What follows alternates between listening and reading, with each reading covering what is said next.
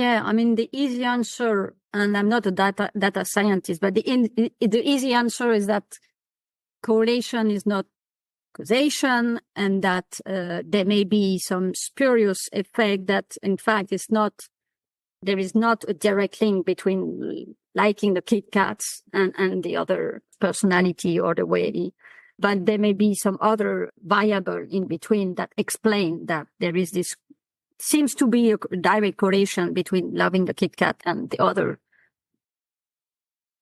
what you mentioned. But in fact, it's because it's going through another variable. So that's more of a technical, statistical answer.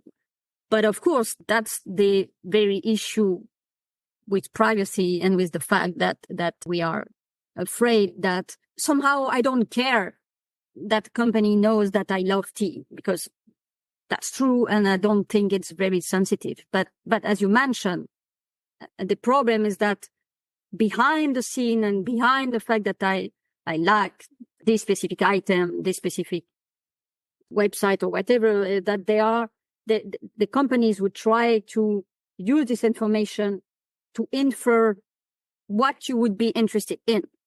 And by doing that, first, they may do mistakes because there may not be always direct correlation. And then, is it really what consumers want?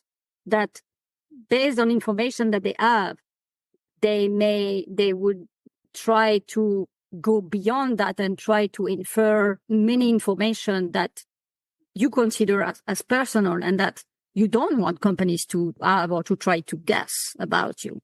And the problem here is that whatever the regulation that we can have, we would never solve this problem through regulation or even through technical issues. Here, I think it's a matter of society we want to live in. Do we think it's right somehow that companies try to infer information about you to make you buy specific product or service? When you interview people, they would tell you no, that they don't like it. But that's the part where they really feel powerless and helplessness. What can you do? I think here the only way to protect yourself is to limit the data as much as you can, the data you give